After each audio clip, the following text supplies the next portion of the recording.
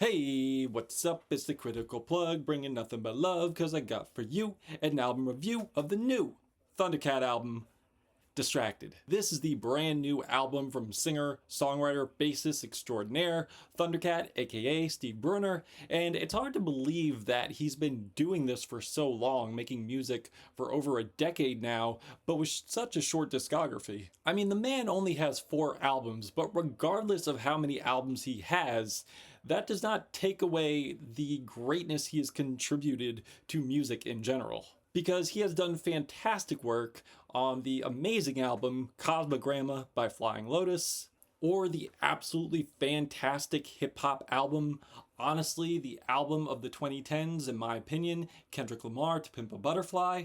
And now to touch on his back catalog, starting with his great debut, Golden Age of the Apocalypse, which was an intergalactic jazz fusion experience, and I absolutely loved it with angular grooves, psyched out bass, and certainly focused more on its compositions and definitely about techniques, but not in a masturbatory way that's gross and pretentious. No, he was actually being creative with this. He was actually building a personality with his playing.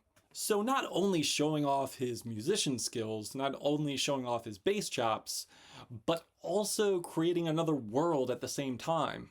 But of course you have the great Flying Lotus to assist with that, and also bringing such various flavors of jazz and funk, whether it's synth funk, jazz funk, funktronic. Now the second album sadly did not meet my expectations. In fact, I thought it was his weakest project yet, just with how buried a lot of the instrumentation sounds, just off the strength that at this time he had not honed his vocal chops just yet. And then you had the album Drunk, which definitely did show an improvement, but there was way too many short songs on there, and it's a shame because there was great bass playing on there, and it seemed like his personality, his identity, had another arsenal, which is his humor. Also, to many of the listeners, his humor really became the focal point of his music. And then the following LP, It Is What It Is, while it's not my favorite of the catalog or one of my favorites,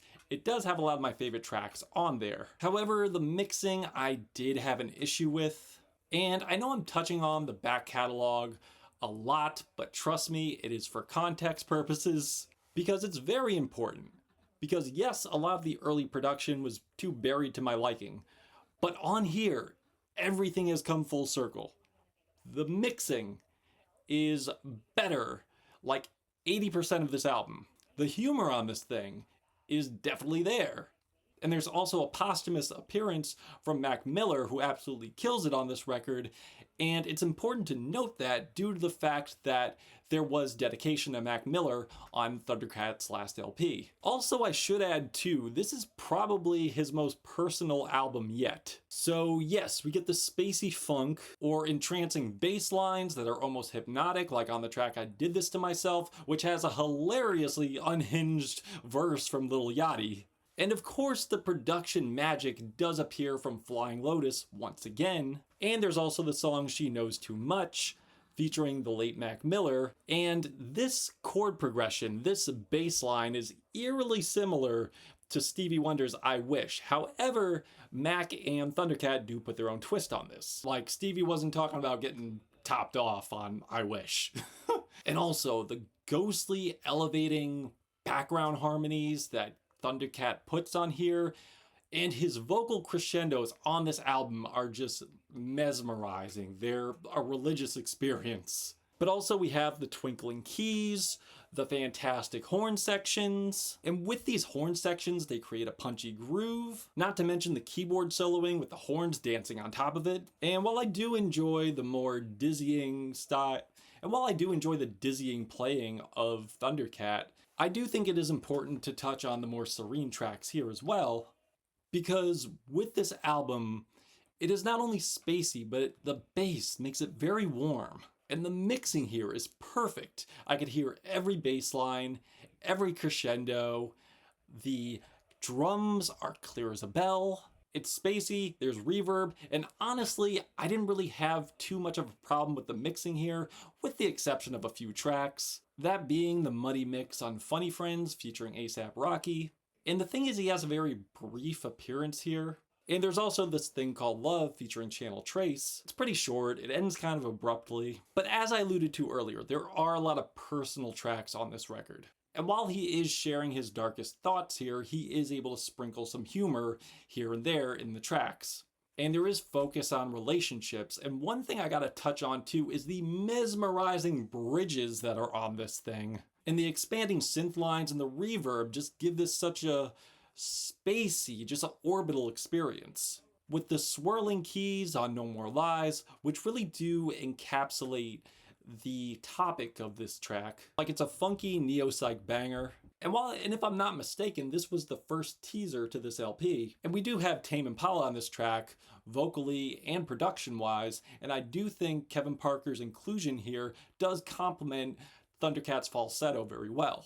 As this song is trying to move on from a breakup, also hide your feelings, not showing true emotion, lying about them, but lying about them so the partner doesn't get mad, but also saying that, yes, I'm trying to move on. Yes, I am trying to just live my life, but if you want to come back, you can. And the ballads on this thing are so incredible, like What Is Left to Say featuring the Lemon Twigs, with some gorgeous heavenly harmonies that sound so vintage, so just awe-inspiring. Along with these gorgeous strings and horns, it really does sound like something out of Philly soul from the 70s. And I feel like this track is a parallel to No More Lies, because the partner here is trying to conceal their emotions pertaining to the relationship, but also Thundercat is questioning the authenticity, the honesty of this person, with off-the-wall humorous lyrical similes and a great Star Wars reference at the end too. There's also the beautiful and spacious and galactic Walking on the Moon.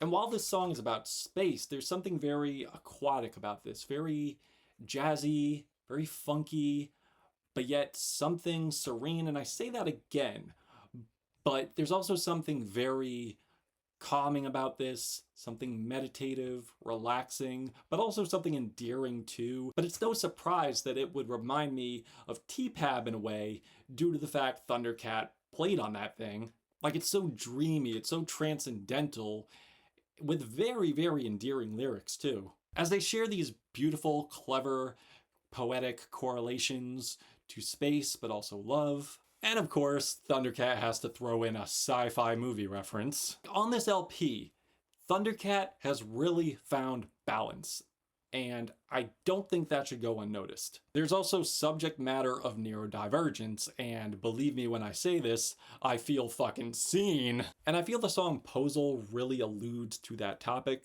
and it's also the most powerful, intimate ballad, not only on this whole record, but also what Thundercat has ever laid down. Because we then get ADD, which I feel the instrumentation does definitely capture the topic here, definitely complement the topic, with, at the end, with the very bubbling keys, the very bright bass arpeggios, as he speaks on the emotionally anxiety aspect while trying to keep it together. And it's pure genius how that just leads to Great Americans, where he vastly touches on ADHD, where he's apologizing for not contacting people when he said he's going to, being overwhelmed with stress, being prone to accidental injury, procrastinating, like very overstimulated, like doing the same thing over and over but not getting anything done due to how fried and just overwhelmed he is. Which, as a person with ADHD, this song does speak to me. But that's not to say I just enjoy this track off relatability alone.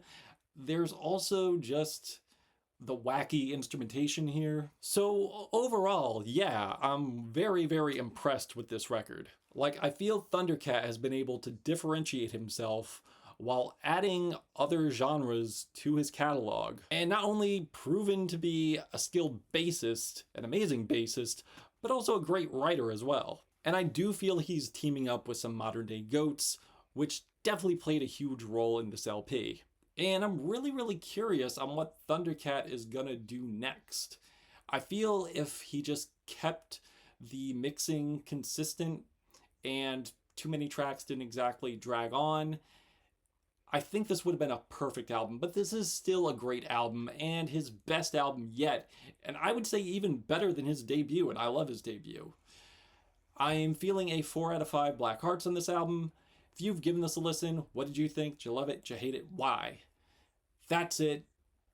I'm your critical plug. Hit me with a sub. Show me love. It's my opinion. If you hate it, your view's still a dub. Critical plug. Thundercat. Distracted. Till we meet again.